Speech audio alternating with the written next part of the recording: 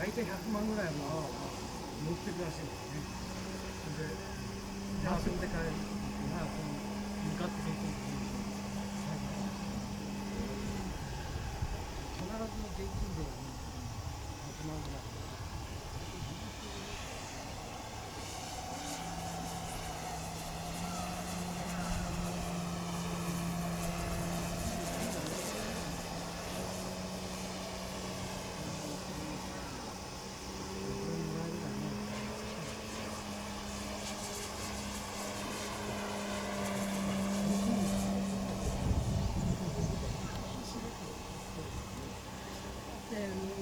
10万って言われてね、なんかそうですね、あの人たち、100万でも、なんとか命になっちゃって